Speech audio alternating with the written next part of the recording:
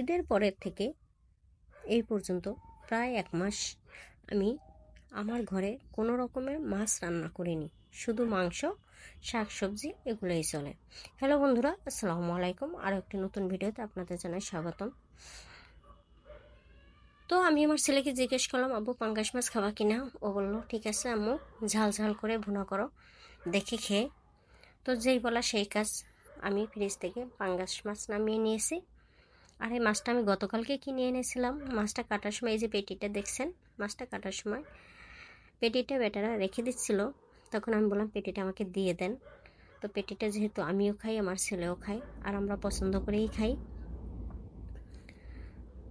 তো পাঙ্গাস মাছটা ধুয়ে পরিষ্কার করে আমি হলুদ, মরিচ, ধনিয়া, জিরা মেখে কড়াইতে ভাজতে বসিয়ে দিয়েছি। আর এই ফাঁকে আমি একটা মশলা তৈরি করে নিচ্ছি। একটা বাটিতে আমি হলুদ, মরিচ, ধনিয়া, জিরা সব মশলা যা যা লাগে লবণ সহ আমি একটা বাটিতে ভালো করে গুলে রেখেছি। সব মশলা পানিতে আগে থেকে একটু ভিজিয়ে রাখলে একটা বাটা মশলার স্বাদ অনুভব করা যায়।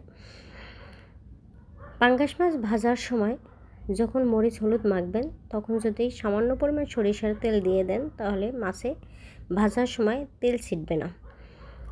এবার আমি ওই একই কড়াইয়ে পেঁয়াজ কুচি দিয়ে দিয়েছি, আর তার ভিতরে আরও কিছুটা তেল দিয়েছি। পেঁয়াজটা কিছুক্ষণ ভেজে নিয়ে যখন পেঁয়াজটা নরম হয়ে আসছে, তার ভিতরে আমি দিয়ে দিয়েছি আদা রসুন বাটা। আদা রসুন বাটাটাও কিছুক্ষণ আমি তেলের ভিতরে ভালো করে ভেজে নিচ্ছি, যাতে কাঁচা গন্ধটা না থাকে। এরপরে এতে আমি যোগ করে দিয়েছি টমেটো, একটা টমেটো কুচি দিয়েছি এখানে। টমেটোটা দিয়ে আমি একটু নেড়ে চেড়ে এরপর আমার আগে থেকে মিশিয়ে রাখা যে মশলাটা ছিল, সেই মশলাটা আমি দিয়ে দিয়েছি।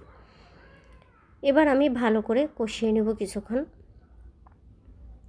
মশলাটা থেকে যতক্ষণ পর্যন্ত তেল ছেড়ে না আসবে, ততক্ষণ পর্যন্ত আমি ভালো করে মশলাটা কষাবো।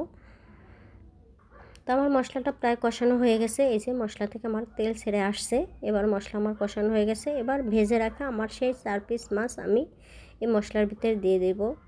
4 পিস মাছ নিয়েছি, কারণ আমরা মাছ ছেলে 2 জন মানুষ, আর 4 পিস মাছ আমাদের জন্য যথেষ্ট, এর বেশি লাগবে না। আর সেই আমাদের পছন্দের সে পেটিটা, অনেকে বলবেন এখন আবার এই পেটিটা আবার মানুষ খায়, কিন্তু আমি খাই, আমার ছেলেও খায়, আমিও খাই। আর আমার ছেলের অবস্থা হলো, আমি যা যা খাই আমার ছেলে তা তা খাবে, আমি যা খাই না আমার ছেলে তার খাবে না। তো যাই হোক, আমার কষানো মাছটাও দিয়ে মশলার ভিতর কষানো হয়ে গেছে। এবার আমি পরিমাণ মতো ঝোল দিয়ে দিয়েছি। এই যে এবার আমি একটা ঢাকনা দিয়ে 10 মিনিট রান্না করে নেব। মাছটা যেহেতু আমি লাল করে ভালো করে ভেজে নিয়েছি, তো 10 মিনিটের বেশি আমার রান্না করতে লাগবে না। আর এক চুলায় কিন্তু আমি ভাতটা রান্না করে নিচ্ছি। যাই হোক, একটা ঢাকনা দিয়ে আমি 10 মিনিট রান্না করে নেব।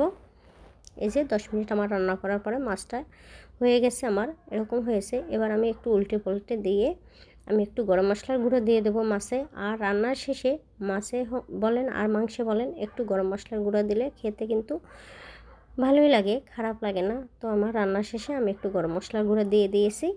তো আমার পাঙ্গাস মাছটা ভুনা করা শেষ হয়ে গেল। তো কেমন লাগলো অবশ্যই কমেন্ট করে